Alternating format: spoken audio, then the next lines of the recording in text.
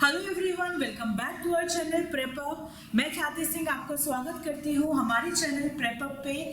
आज की वीडियो बहुत शॉर्ट रखेंगे लेकिन बहुत इंपॉर्टेंट वीडियो है। अगर आप CUET PG इन पॉलिटिकल साइंस का एग्जाम देने जा रहे हैं, जो कि आज से सिर्फ एक दिन बाद है।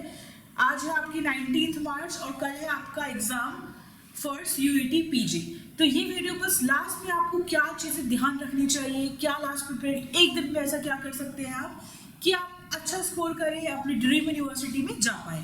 तो उसके अराउंड ये वीडियो होगी। बहुत इजी तरीके से मैं आपको समझाने वाली हूँ कि क्या आप कर सकते हैं लास्ट मिनट पे, ऐसा क्या स्पेसिफिक पॉइंट आउट कर सकते हैं कि आपका एग्जाम एक ही बार में निकल जाए।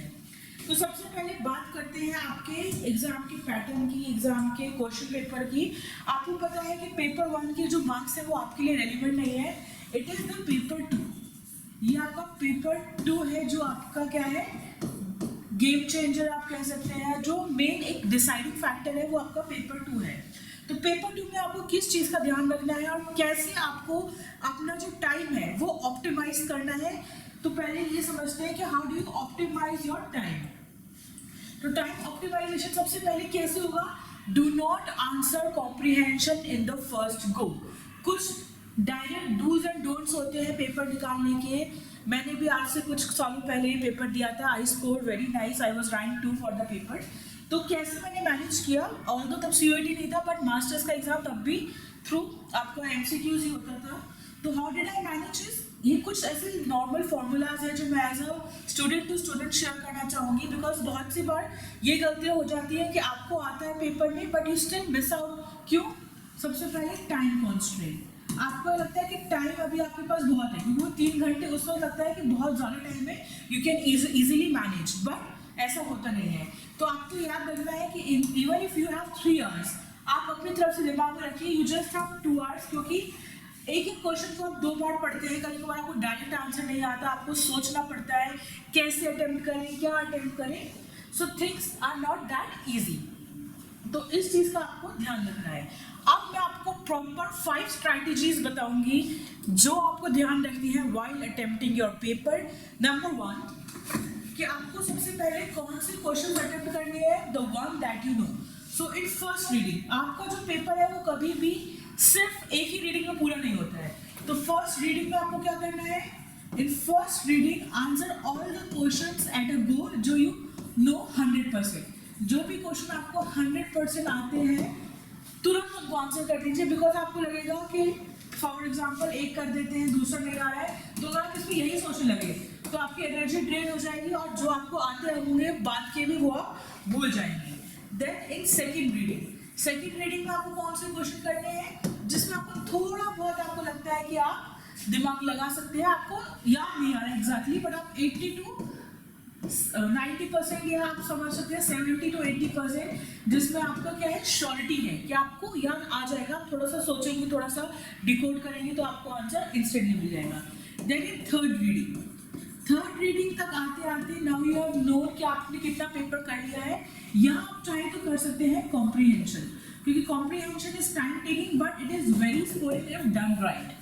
अगर आपने कॉम्प्रिहेंशन को इस पॉइंट पे किया जब आप ऑलरेडी 2 सेक्टर अपने सॉर्टेड कर चुके हैं, तो थर्ड पॉइंट पे अगर आप कॉम्प्रिहेंशन करेंगे you will be more easily, you will at ease कि आप कैसे उसको कर सके। Then fourth reading comes for the question जिसमें आपको लगता है कि अभी आपको लेस देन 50% पता है लेकिन आपने उनका नाम सुना है। फॉर एग्जाम्पल आपने रियलिज्म से क्वेश्चन आया है तो आपको पता है रियलिज्म क्या है, उसके थिंकर्स क्या है, तो आपको पता है। ऐसा नहीं है कि आपने वो पहली बार क्वेश्चन पेपर में जाके देखा ही कि ये क्या नई चीज आ गई आपके सामने।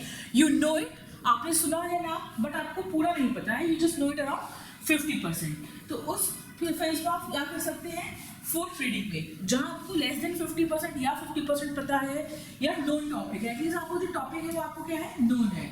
ऐसा नहीं है कि आपने कभी नाम भी नहीं सुना। Day by day take your time, because आप ऑलरेडी आप सॉर्टेड कर चुके हैं, जो आपको आता था वहाँ आपने अपना मार्क्स सिक्योर कर लिया है। यहाँ टेक योर टाइम, सोचिए समझिए। दिस इज द पोर्शन जहाँ पे आपको मैक्सिमम क्या लगाना है, अपना दिमाग लगाना है। क्यों? क्योंकि यहाँ आपको फंस गए हैं, आप अब फंस गए हैं तो थोड़ी ट्रिक्स वगैरह जो हम आगे डिस्कस करेंगे वो यहाँ काम आएंगी।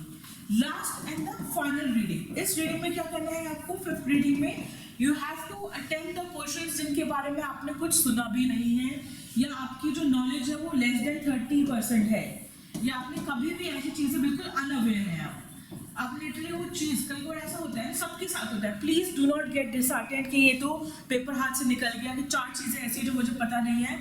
किसी भी पेपर में ऑन एन एवरेज कुछ पार्ट तो ऐसा होगा जो आपने भी कभी नहीं सुना होगा, एंड ट्रस्ट में किसी और ने भी नहीं सुना होगा। बहुत रेयर होगा कि कोई उस लेवल की प्रिपरेशन करके आए, क्योंकि एक एग्जाम को निकालने के लिए you do not need to know all the answers. आपको क्या चाहिए कि आप बस बाकियों से एक एज ज़्यादा प्रिपेयर करके आ जाए, बस उतना ही आपको दिमाग लगाना है, ज़्यादा आपको वरी नहीं करना। ओके, उसके बाद नेक्स्ट वीडियो में हम लोग डिस्कस करेंगे और आगे कि कैसे आपको, मैं थोड़ा डिटेल में बताऊंगी वो उस वीडियो में, कि कैसे आपको क्वेश्चंस अटेम्प्ट करने हैं। This was the 5 reading mantras, कि कैसे क्वेश्चंस को डील करना है।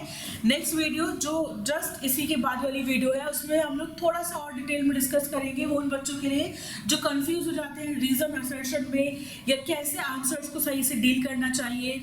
अगर हम अटक गए हैं कहीं पे किसी क्वेश्चन में, तो कैसे उन दोनों क्वेश्चंस को आप एनालाइज कर सकते हैं, कैसे आंसर निकाल सकते हैं। So please stay tuned for that video also, and all the very best। आप I hope आप लोग सब अपनी ड्रीम यूनिवर्सिटी में पहुंचे।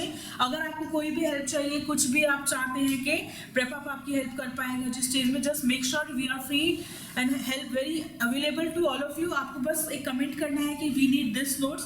लास्ट मोमेंट में हम सारे नोट्स फ्री कर रखे हैं आपके लिए। अगर आपको कोई भी टॉपिक में कोई भी परेशानी है, आप एक मैसेज ड्रॉप कर सकते हैं कि ma'am this is the area we are facing most trouble in and we shall help you. Thank you so much for watching this video. I will see you on the next one.